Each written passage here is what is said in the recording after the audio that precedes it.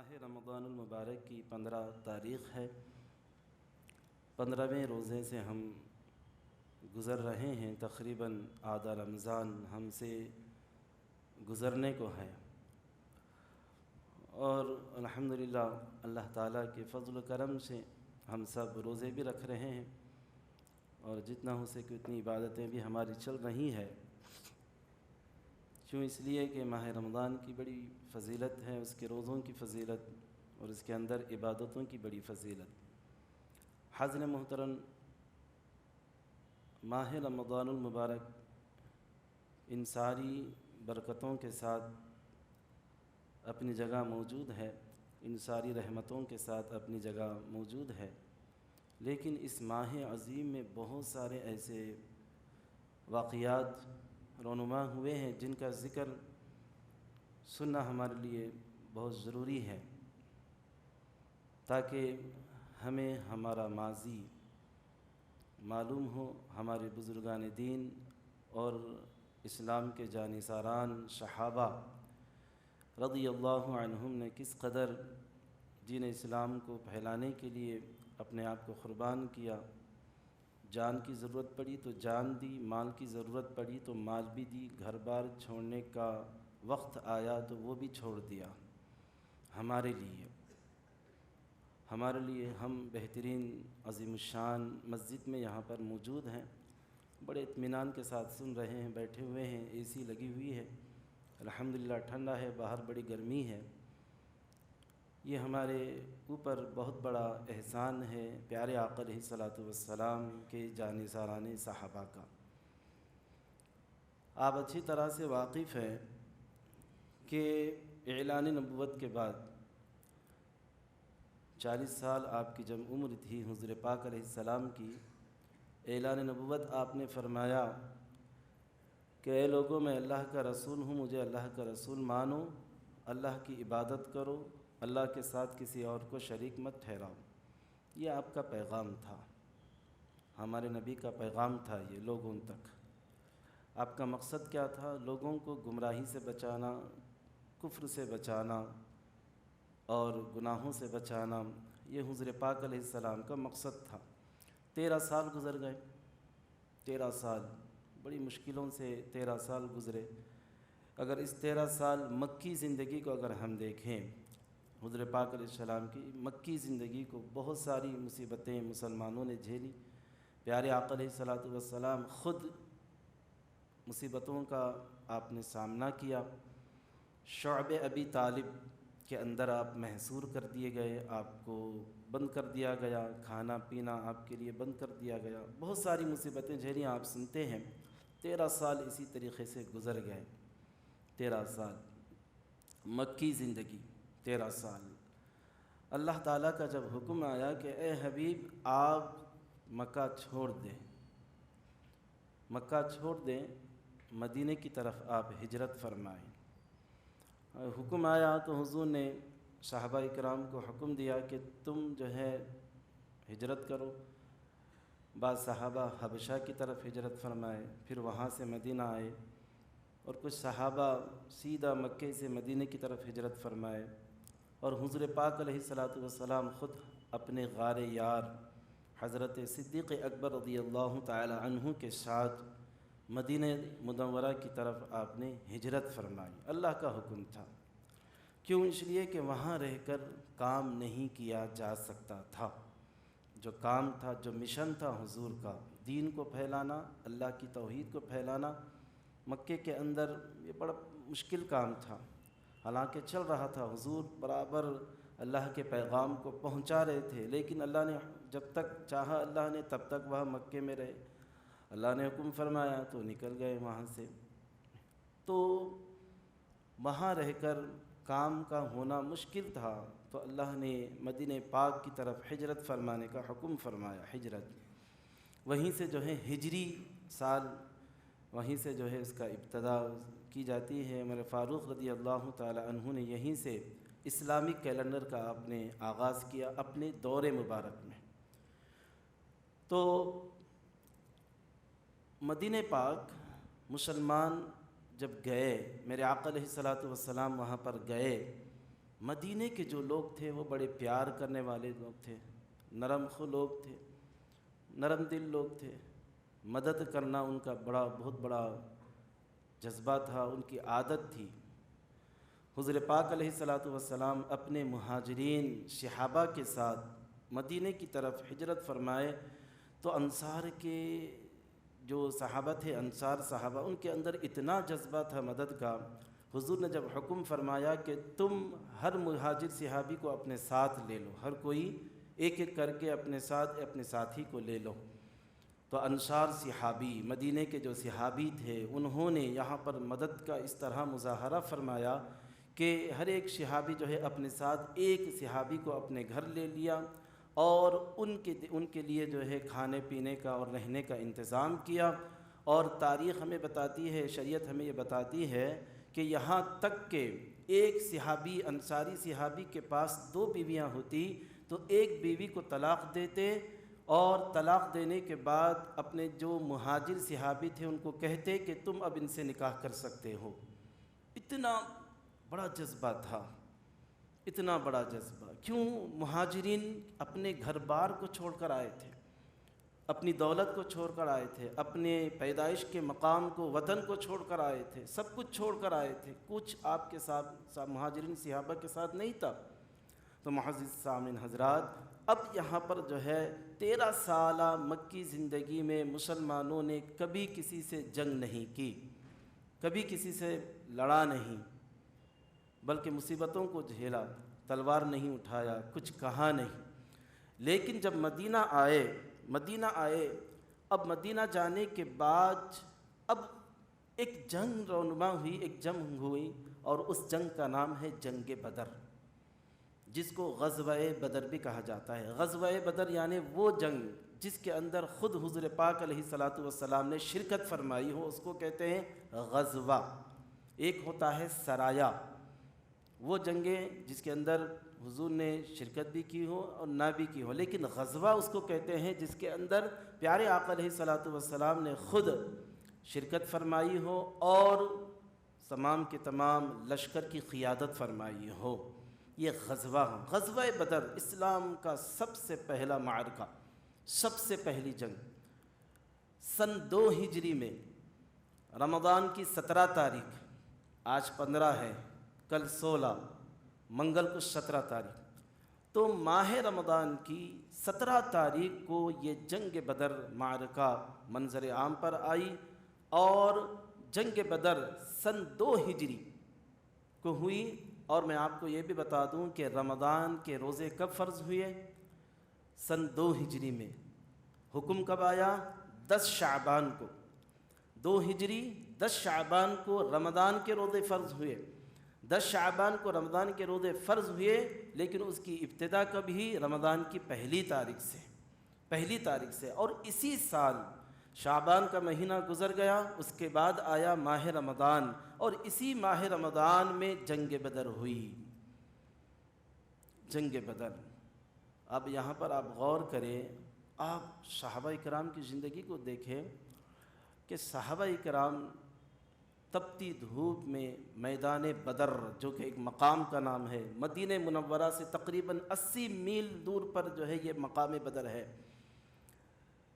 ایک میدان کا نام کہا جاتا ہے کہ بدر تھا، یا یہ کہ وہاں پر ایک کنواں تھا، اس کنویں کا جو مالک تھا اس کا نام بدر تھا، اور اسی کے نام سے یہ گاؤں تھا، ایک دیہات وہاں پر تھا۔ تو وہاں پر جو ہے یہ جنگ ہوئی۔ اب جنگ کے اسباب کیا ہے، وجہ کیا ہے، بھئی جنگ کیوں ہوئی، کیا وجہ ہے؟ اس کے جو ہے 2-3 وجوہات بیان کیے جاتے ہیں، 2-3 وجوہات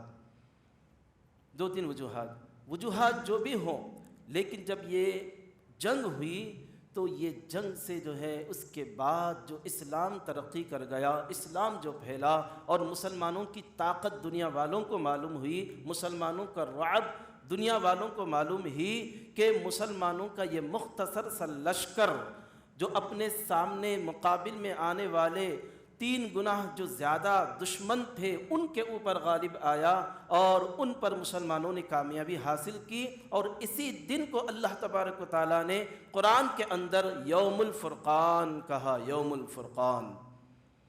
معنی کا ہے یوم الفرقان، حق اور باطل کے درمیان فرق کرنے والا دن، حق اور باطل کے درمیان فرق کرنے والا دن یوم الفرقان۔ کیوں؟ اس لیے کہ اس دن جب جنگ ہوئی ماہ رمضان کی 17 تاریخ کو سن 2 ہجری، تو پھر یہ ظاہر ہو گیا، یہ واضح ہو گیا کہ حق کیا ہے، باطل کیا ہے۔ باطل چلا گیا، حق آ گیا۔ وَقُلْ جَاءَ الْحَقُّ وَزَهَقَ الْبَاطِلُ إِنَّ الْبَاطِلَ كَانَ زَهُوقًا۔ اے حبیب آپ کہہ دیجئے کہ حق آ گیا، باطل چلا گیا، اور باطل کو چلے جانا ہی تھا۔ تو لہٰذا جنگ بدر سے مسلمانوں کو بہت بڑی طاقت ملی، ایک جذبہ ملا، ایک حوصلہ ملا مسلمانوں کو۔ 313 صحابہ، مسلمانوں کو جو لشکر تھا کتنا تھا؟ 313 کا لشکر۔ دشمنوں کا لشکر کتنا تھا؟ یاد رکھیں 1000۔ علماء فرماتے ہیں کہ 950 سے بھی زیادہ دشمنوں کا لشکر تھا، دشمنوں کی فوج تھی، 3 گنا زیادہ مسلمانوں سے۔ میرے آقا علیہ الصلوۃ والسلام کو جب یہ علم ہوا کہ ابو جہل، عتبہ، شیبہ اور دیگر امیہ بن خلف یہ اپنی لشکر تیار کر کے حملہ کرنے کے لیے آ رہے ہیں، حضور پاک علیہ الصلوۃ والسلام بھی اپنے صحابہ کے ساتھ دوسرے کام کے لیے نکلے تھے۔ قریش کا جو لشکر تھا وہ مسلمانوں کے قافلوں پر کیا کر رہا تھا؟ حملہ کر رہا تھا اور لوٹ مار کر رہا تھا۔ اس کو روکنے کے لیے حضور پاک علیہ الصلوۃ والسلام نے کیا کیا؟ اپنے ساتھ چند صحابہ کو لے کر نکل گئے، اور راستے میں کچھ باتیں وہاں پر معلوم ہوئیں تو حضور پاک علیہ الصلوۃ والسلام نے صحابہ سے کہا کہ دیکھو اب ایک بڑی جنگ ہو سکتی ہے، ایک بڑی جنگ ہو سکتی ہے، کیا تم تیار ہو؟ صحابہ کرام سے پوچھا حضور نے کسے پوچھا؟ صحابہ سے پوچھا۔ انصار بھی تھے، مہاجرین بھی تھے۔ روایت میں آتا ہے کہ 60 مہاجرین تھے، باقی سب انصار تھے، مدینے کے صحابی تھے۔ سب سے پوچھا حضور نے، تو صحابہ نے کہا بعض کہ یا رسول، مہاجرین صحابہ میں سے خاص کر، یا رسول اللہ ہم تیار ہیں، یا رسول اللہ ہم تیار ہیں، آپ سمندر میں کودنے کے لیے بھی کہہ دیں تو ہم جو ہے کود جائیں گے، آپ حکم فرما دیں۔ لیکن حضور پاک علیہ الصلوۃ والسلام خاموش رہے۔ حضور پاک علیہ الصلوۃ والسلام کی توجہ انصار صحابہ کی طرف تھی، انصار صحابہ کی طرف۔ اب ان کی طرف کیوں تھی؟ حضور نے کچھ کیوں نہیں کہا؟ وہ اس لیے کہ جب حضور پاک علیہ الصلوۃ والسلام جب مدینہ شریف آپ ہجرت فرمائے تو وہاں کے جو انصار صحابہ تھے ان سے حضور پاک علیہ الصلوۃ والسلام جب ان سے بات ہوئی تو ان سے یہ عہد لیا کہ وہاں کے جو لوگ تھے مسلمانوں کا ساتھ تبھی دیں گے جب دشمن مدینے پر حملہ کرے گا، مدینے پر حملہ کرے گا، تب ہی ہم ساتھ دیں گے۔ اب یہ بات پہلے ہو چکی تھی، اب یہاں پر وقت ایسا آ گیا، حالات ایسے ہو گئے، مہاجرین صحابہ تو تیار تھے لیکن حضور خاموش رہے، کچھ نہیں کہا۔ تو پھر جو ہے اس کے بعد انصار صحابی میں سے ایک صحابی حضرت سعد بن عبادہ رضی اللہ تعالی عنہ نے حضور پاک علیہ الصلوۃ والسلام کے چہرے مبارکہ کی طرف دیکھ کر عرض کرنے لگے کہ یا رسول اللہ، کیا آپ ہمیں دیکھ رہے ہیں؟ ہم سے کچھ رائے لینا چاہتے ہیں؟ یا رسول اللہ آپ حکم فرما دیجئے، آپ سمندر میں کودنے کے لیے کہہ دیں تو پھر بھی ہم کودنے کے لیے تیار ہیں۔ اور ایک صحابی حضرت مقداد رضی اللہ تعالی عنہ، یہ قبیلے کے سردار تھے، انہوں نے تو آگے بڑھ کر حضور سے یہ عرض کیا کہ یا رسول اللہ، ہم موسیٰ علیہ الصلوۃ والسلام کی قوم نہیں ہے جنہوں نے کہا تھا کہ اے موسیٰ آپ جائیے، آپ کا رب جائیے، دونوں جا کر دشمنوں سے لڑیے، ہم یہیں پر بیٹھے ہوئے ہیں۔ انا ہاہنا قاعدون فقاتلا انا ہاہنا قاعدون، آپ اور آپ کا رب جا کر لڑیے، ہم یہاں پر بیٹھے ہوں گے آرام سے۔ ہم ایسی قوم نہیں ہے یا رسول اللہ، ہم ایسی قوم نہیں ہے، آپ حکم فرمائیں، ہم تیار ہیں آپ کے ساتھ جنگ لڑنے کے لیے۔ تو لہٰذا میرے آقا علیہ الصلوۃ والسلام کا چہرہ کھل اٹھا۔ 313 کا یہ جو لشکر تھا حضور پاک علیہ الصلوۃ والسلام کے لیے اب حضور کے پاس آ کر عرض کرنے لگے کہ ہم تیار ہیں، ہم قربان ہو جائیں گے۔ تو لہذا حضور پاک علیہ الصلوۃ والسلام نے وہیں پر مقام بدر پر پڑاؤ کیا۔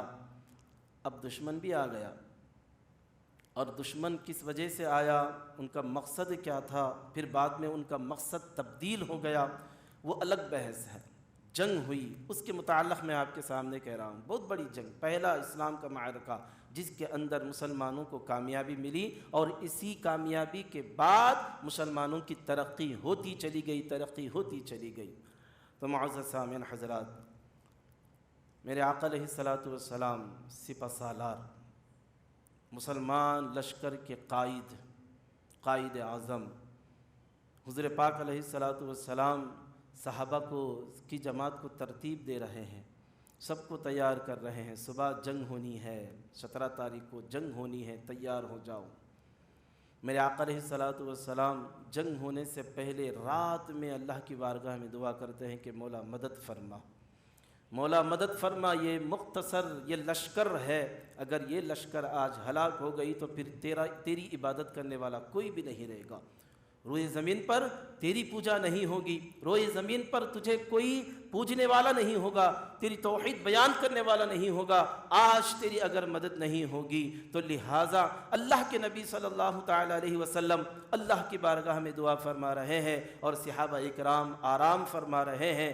تو حضور پاک علیہ الصلاۃ والسلام جب دعا کرتے ہیں، صبح ہوتی ہے، جنگ ہونے سے پہلے اپنے چند صحابہ کے ساتھ میدان بدر کا جہازہ وہ جاتے ہیں، جا کر معائنہ کرتے ہیں، اور ہاتھ میں ایک لکڑی ہوتی ہے، ساتھ میں صحابی ہیں، اور میرے آقا علیہ الصلاۃ والسلام کہتے جاتے ہیں کہ دیکھو فلاں مقام پر فلاں سردار مرے گا، فلاں مقام پر فلاں کافر مرے گا، فلاں مقام پر جو ہے فلاں دشمن مرے گا۔ میرے آقا علیہ الصلاۃ والسلام نے جو ہے نام لے لے کر اپنے صحابہ کو بتاتے ہیں کہ یہاں پر فلاں دشمن مرے گا، یہاں پر فلاں کافر مرے گا، فلاں قریش مرے گا۔ میرے آقا علیہ الصلاۃ والسلام کیا کر رہے ہیں؟ جنگ سے پہلے ہی بتا دے رہے ہیں اور یہ واضح کر رہے ہیں کہ کامیابی ہماری ہے۔ حالانکہ مختصر سا لشکر، کتنے گھوڑے تھے؟ صرف 2 گھوڑے، صرف 2 گھوڑے۔ اونٹ کتنے تھے؟ 70۔ تلواریں کتنی تھیں؟ صرف 8 تلواریں۔ لوہے کی جو زریں تھیں وہ کتنے تھیں؟ صرف جو ہے وہ 3 یا 4 زریں تھیں، 4 زریں تھیں جو جنگ کے وقت ڈھال کے طور پر پہنا جاتا ہے۔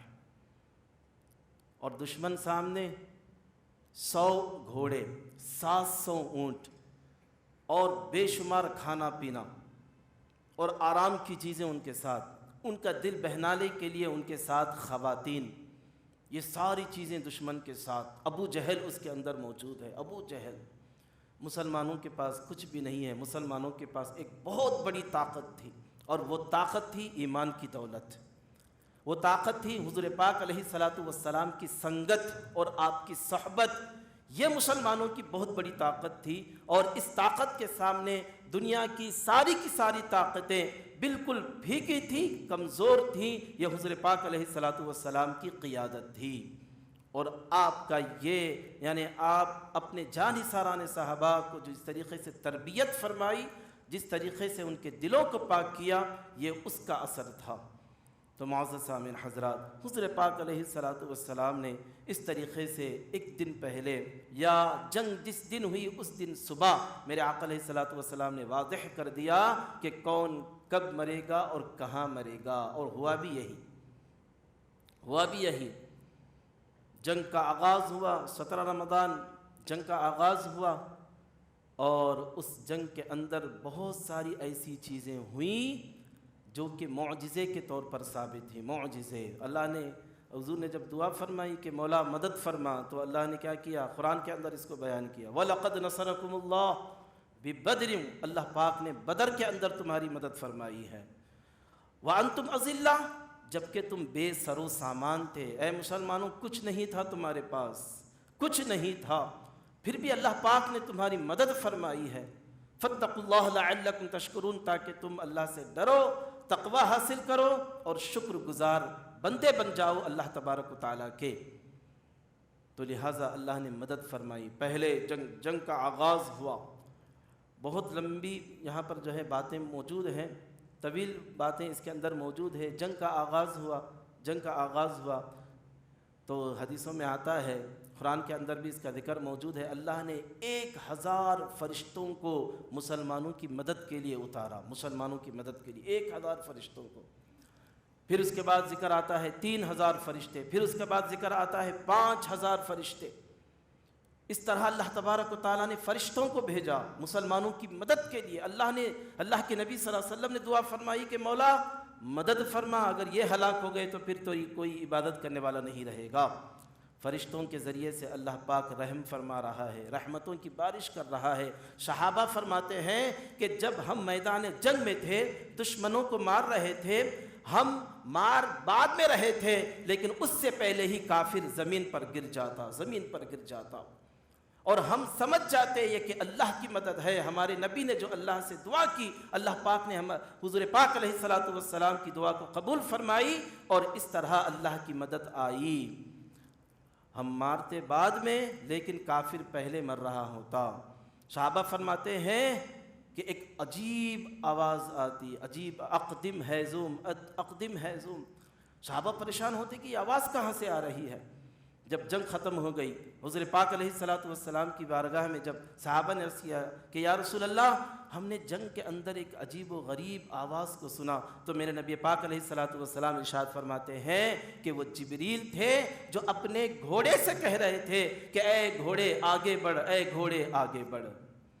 اس طرح اللہ تبارک و تعالیٰ نے فرشتوں کے سردار حضرت جبریل علیہ الصلوۃ والسلام کو مسلمانوں کی مدد کے لیے بھیج کر اللہ نے مسلمانوں کو کامیابی عطا فرمائی۔ یہ میدان بدر کے اندر مسلمانوں کا معرکہ، مسلمانوں کی جنگ دشمنوں کے خلاف، یہ بہت بڑی بات ہے، بہت بڑی بات ہے۔ 17 رمضان، اور اس کے اندر بہت ساری باتیں پڑھنے میں آتی ہیں اور بہت ساری باتیں جو ہے سننے میں آتی ہیں۔ مختصراً یہ کہ حضور پاک علیہ الصلوۃ والسلام کو جب کامیابی ملی، مسلمان کامیاب ہوئے، اور دشمن کے اندر جو ہے ابو جہل مارا گیا، عتبہ مارا گیا، شیبہ مارا گیا، امیہ بن خلف، یہ سب کے سب مارے گئے۔ 70 بڑے بڑے قریش کے سردار مارے گئے، 70، اور 70 قید کر لیے گئے۔ اور مسلمانوں کے لشکر میں کتنے شہید ہوئے؟ 14 صحابہ رضی اللہ عنہم اس میدان جنگ میں، یعنی جنگ بدر میں شہید ہوئے، 14 صحابہ۔ کافروں کے لشکر سے 70 بڑے بڑے، اس کے اندر ابو جہل بھی تھا، بہت بڑا دشمن حضور کا، مسلمانوں کا، عتبہ تھا، شیبہ تھا، اور امیہ بن خلف، یہ بھی بہت بڑا دشمن، یہ بھی جو ہے اس لشکر میں موجود تھا، اور 70 قید کر لیے گئے۔ ان قیدیوں میں آپ کے چچا جان حضرت عباس رضی اللہ تعالیٰ عنہ بھی تھے، عباس رضی اللہ تعالیٰ عنہ۔ بہرحال جنگ ختم ہو گئی۔ حضور کا ایک معمول تھا، جنگ ختم ہونے کے بعد آپ جس مقام پر بھی جنگ ہوتی وہاں پر 3 دن پڑاؤ کرتے، 3 دن پڑاؤ کرتے۔ تو جنگ بدر میں بھی ایسا ہی ہوا۔ جب مسلمانوں کو کامیابی ملی، اور ملنے کے بعد جو دشمن کی جو لاشیں تھیں ان کو وہاں پر مقام بدر میں ایک کنویں میں ڈال دیا گیا، کنویں کے اندر ڈال دیا گیا۔ اب جو ہے حضور پاک علیہ الصلوۃ والسلام آئے کنویں کے پاس آ کر کہنے لگے کہ اے عتبہ، اے شیبہ، اے ابو جہل، کیا تم نے دیکھ لیا اللہ کا وعدہ کس طرح آیا ہمارے اوپر، اللہ نے کس طرح مدد کی ہماری، اور کس طرح اللہ نے اپنے وعدے کو پورا فرمایا، کیا تم نے نہیں دیکھا؟ خطاب کر رہے ہیں کس سے؟ لاشوں سے۔ کس کی لاشیں؟ کافروں کی لاشوں سے، جو قتل کر دیے گئے، جہنم رسید ہو گئے، ان سے خطاب کر کے ہمارے نبی پاک علیہ الصلوۃ والسلام کہہ رہے ہیں کہ اے دشمنوں، کیا تم نے اپنے انجام کو دیکھ لیا؟ کیا تم نے حقیقت کو جان لیا؟ کیا تم نے دیکھ لیا کہ تمہارے ساتھ کیا انجام ہوا ہے؟ اللہ نے ہمارے ساتھ جو وعدہ کیا اس وعدے کو پورا کر لیا، اس کو بھی تم نے دیکھ لیا۔ یہ میدان بدر میں، جنگ بدر کے بعد حضور پاک علیہ الصلوۃ والسلام کس سے؟ کافرین کی لاشوں سے خطاب کر رہے ہیں۔ عمر رضی اللہ تعالیٰ عنہ آئے، آ کر عرض کرنے لگے کہ یا رسول اللہ، یہ مردے ہیں، مر چکے ہیں، آپ ان سے خطاب کر رہے ہیں؟ کیسے سن سکتے ہیں یا رسول اللہ؟ مسلم شریف کی حدیث پاک ہے، میرے آقا علیہ الصلوۃ والسلام عمر فاروق رضی اللہ تعالیٰ عنہ سے کہتے ہیں کہ اے عمر، یہ اگرچہ کہ مردے ہیں لیکن تم سے زیادہ بہتر یہ سنتے ہیں. یہ جو مردے ہوتے ہیں یہ تم سے زیادہ بہتر سنتے ہیں. میرے آقا علیہ الصلوۃ والسلام بتا رہے ہیں کہ یہ ہے اسلام اور یہ ہے مسلمانوں کی طاقت.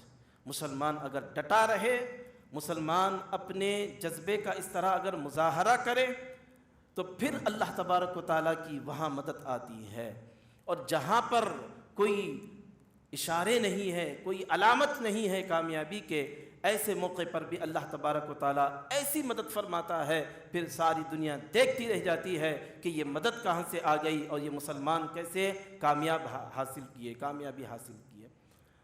تو معزز سامعین حضرات، حضرت عباس رضی اللہ تعالیٰ عنہ کے بارے میں آتا ہے، آپ قیدی بنا لیے گئے. عباس رضی اللہ تعالیٰ عنہ قیدی بنا لیے گئے. بہرحال 70 جو قیدی تھے، 70 قیدی، حضور پاک علیہ الصلوۃ والسلام نے 70 قیدیوں کے بارے میں مشورہ کیا. کس سے کیا؟ صحابہ کرام سے مشورہ کیا. کیا مشورہ کیا؟ صحابہ سے پوچھا حضور نے کہ اے میرے صحابہ، اب بتاؤ تم کہ ان کے ساتھ کیا معاملہ ہو، قتل کر دیں ان کو یا کوئی اور معاملہ ان کے ساتھ کریں. اب مختلف صحابہ کرام نے مختلف رائے پیش کی، مختلف رائے. کسی نے کہا کہ یا رسول اللہ ان کو قتل کر دے، جو جس کا رشتہ دار ہے وہ رشتہ دار جو ہے اپنے رشتہ دار کو قتل کر دے. کسی نے کہا کہ یا رسول اللہ ان کو جو ہے فدیہ لے اور آزاد کر دے، فدیہ مال کے بدلے ان کو آزاد کر دے. حضور پاک علیہ الصلوۃ والسلام نے اس بات پر عمل کیا. کون سی بات پر؟ فدیہ لے کر آزاد کر دینا. اور جو فدیہ نہیں دے سکتے وہ فدیے کے طور پر مدینے کے بچوں کو تعلیم دے، جو پڑھا لکھا ہے وہ تعلیم دے، بچوں کو علم دے، علم سکھائے. یہ جو ہے فیصلہ ہوا. اب جو فدیہ دے سکتا تھا سبوں سے حضور نے کہا کہ اے لوگوں سن لو، اگر آزادی چاہتے ہو تو فدیہ دو اور آزاد ہو جاؤ. اور باری آتی ہے حضرت عباس رضی اللہ تعالیٰ عنہ کی. کون ہیں حضرت عباس؟ حضور پاک علیہ الصلوۃ والسلام کے چاچا جان. اس وقت تک آپ ابھی مسلمان نہیں ہوئے تھے، ابھی کفر کے دندل میں آپ پھنسے ہوئے تھے، ابھی اسلام آپ نے قبول نہیں کیا تھا. حضور نے کہا کہ اے میرے چچا جان، آپ اپنا فدیہ دیں اور آزاد ہو جائیں. عباس رضی اللہ عنہ نے کہا کہ اے محمد صلی اللہ علیہ وسلم، میرے پاس کچھ بھی نہیں ہے، میں نہیں دے سکتا فدیہ. تو حضور نے پھر کہا کہ اے میرے چچا جان، فدیہ دیں، آزاد ہو جائے. پھر حضور نے سے کہا کہ اے محمد صلی اللہ علیہ وسلم، میرے پاس کچھ نہیں ہے دینے کے لیے. پھر حضور نے کہا کہ ٹھیک ہے، مکہ چلے جانا، وہاں پر جا کر تم کیا کرنا؟ فدیہ ادا کرنا، گھر جا کر فدیہ ادا کرنا. پھر اس کے بعد عباس رضی اللہ تعالیٰ عنہ نے کہا کہ اے محمد صلی اللہ علیہ وسلم، میرے گھر میں بھی کچھ بھی نہیں ہے، میں نہیں دے سکتا فدیہ. اس کے بعد میرے نبی پاک علیہ الصلوۃ والسلام ارشاد فرماتے ہیں کہ اے میرے چچا جان، اس مال کا کیا ہوا جب آپ یہاں پر آنے سے پہلے اپنی زوجہ یعنی میری چچی جان ام الفضل کے ساتھ اپنے گھر میں زمین کے اندر کچھ پیسوں کو آپ نے چھپایا، اس مال کا کیا ہوا؟ اس مال کا کیا ہوا؟ عباس رضی اللہ تعالیٰ عنہ سنتے ہیں تو پریشان ہو جاتے ہیں کہ یہ واقعہ تو کسی کو معلوم نہیں. جو میں نے اپنے گھر میں زمین کے اندر جو مال چھپائے رکھا ہے کسی کو پتہ نہیں سوائے میرے اور میری زوجہ کے. یہ محمد صلی اللہ علیہ وسلم کو کس طرح خبر ہوئی؟ تب آپ جان گئے، پہچان گئے کہ یہ تو غیب کی خبر ہے، یہ غیب کا علم ہے. اور غیب کی خبر، غیب کا علم ہر کسی کو نہیں ہوتا، اور اسی کو ہوتا ہے جو اللہ کا سچا نبی ہوتا ہے. تو عباس رضی اللہ تعالی عنہ اس واقعے سے پہچان جاتے ہیں حضور پاک علیہ الصلوۃ والسلام کی صداقت کو، آپ کی حقانیت کو، اور عرض کرنے لگتے ہیں کہ اے محمد صلی اللہ علیہ وسلم، میں جان گیا کہ آپ ہی واقعی میں سچے نبی ہیں، اس لیے کہ میرے اس مال کے بارے میں میرے اور میری بیوی کے علاوہ کوئی نہیں جانتا تھا. لیکن آپ نے بتا دیا اس کا مطلب آپ واقعی میں اللہ کے نبی ہے، لہٰذا آپ مجھے کلمہ شہادت پڑھائیں اور اسلام کے اندر داخل کر دیں۔ تو حضرت عباس رضی اللہ تعالی عنہ یہ بات معلوم ہوتی ہے کہ حضور پاک علیہ السلام کو علم غیب تھا، اسی کی وجہ سے آپ کے چچا جان حضرت عباس رضی اللہ تعالیٰ عنہ اسلام کی دولت سے مالا مال ہوئے۔ اور اسی طریقے کا واقعہ اور ایک یہ حضرت نوفل رضی اللہ تعالیٰ عنہ، کون؟ حضرت نوفل رضی اللہ، یہ بھی قیدی بنا دیے گئے تھے۔ کب؟ جنگ بدر کے بعد مسلمانوں کو کامیابی ملی، 70 جو قیدی تھے ان میں سے ایک نوفل بھی تھے، حضرت نوفل۔ ان سے بھی حضور نے کہا کہ اے نوفل فدیہ ادا کرو، آزاد ہو جاؤ۔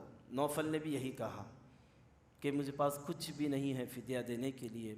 حضور نے کہا کہ اے نوفل، کیا جدہ کے اندر تمہارے گھر میں نیزے نہیں ہیں؟ وہ نیزے دے دینا، تمہاری آزادی کے بدلے میں وہ نیزے مجھے دے دینا۔ تو نوفل پریشان ہو جاتے ہیں حضرت نوفل، اور عرض کرنے لگتے ہیں کہ یہ آپ کو اس کی خبر کیسے ملی ہے؟ اس لیے کہ یہ میرے علاوہ کوئی اور نہیں جانتا تھا، لہٰذا آپ نے اس کو جان لیا ہے۔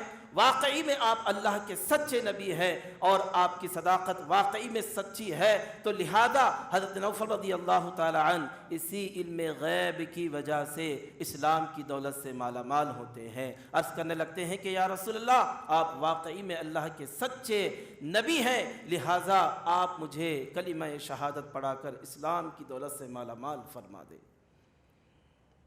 تو یہ علم غیب جانتے تھے لوگ کہ جو نبی ہوتا ہے اس کے پاس علم غیب ہوتا ہے، یہ جانتے تھے۔ تو علم غیب کی وجہ سے حضرت عباس رضی اللہ تعالیٰ عنہ اور حضرت نوفل رضی اللہ تعالیٰ عنہ اسلام کی دولت سے مالا مال ہو گئے۔ تو معزز سامعین حضرات، تو پیارے آقا علیہ السلام نے صحابہ کو سکھایا، صحابہ کی تربیت فرمائی، اور ان کا تربیت کا نتیجہ یہ ہوا کہ ان کے اندر اسلام کا بہت بڑا جذبہ تھا، اسلام کا بہت بڑا جذبہ۔ اور میں آپ کو حقیقت کی طرف جو ہے لانا چاہتا ہوں کہ اسلام کسی کے اوپر حملہ کرنے کی اجازت نہیں دیتا، اسلام کسی کے اوپر حملہ کرنے کی اجازت نہیں دیتا۔ جب دشمنوں سے کوئی خوف ہو اور اندیشہ ہو کہ حملہ ہوگا، ایسے وقت میں اسلام کہتا ہے کہ اب تم اپنے دفاع کے لیے حملہ کر سکتے ہو، اپنے دفاع کے لیے حملہ کر سکتے ہو۔ مکہ کے اندر رہے، کوئی جنگ نہیں ہوئی، مدینہ آئے، دفاع کا موقع تھا، دفاع فرمایا، اور ایسا دفاع فرمایا کہ پھر وہ دفاع آج تاریخ کے اندر ایک بہترین یادگار اور مسلمانوں کے لیے ایک بہترین جذبہ بن گئی، اور مسلمانوں کے لیے ایک بہترین فکر اور طاقت بن گئی۔ جنگ بدر حالت روزہ میں ہے، دھوپ ہے، آپ جانتے ہیں کہ وہاں کی کتنی گرمی ہوتی ہے، مدینہ منورہ کی گرمی کتنی زیادہ ہوتی ہے، ہم جانتے ہیں، آپ بھی اچھی طریقے سے جانتے ہیں۔ حالت روزہ میں ہے، پہلا سال ہے ماہ رمضان کا، پہلا سال جو روزے فرض ہوئے، پہلا سال تھا۔ تو اس حالت میں بھی مسلمان اس طریقے سے تیار ہو گئے، اور صحابہ کرام نے جو عمل کیا، اس عمل کے ذریعے سے آنے والی نسل کو یہ بتا دیا کہ لوگو، اسلام ہی ہمارا سب کچھ ہے، اور اسلام کے لانے والے پیارے آقا علیہ السلام ہی ہمارے لیے سب کچھ ہے۔ اس کے لیے جب ضرورت پڑے تو اپنے آپ کو بھی قربان کر دو، ضرورت پڑے تو اپنی دولت کو بھی قربان کر دو، ضرورت پڑے تو اپنی اولاد کو بھی قربان کر دو، اپنی اولاد کو بھی قربان کر دو۔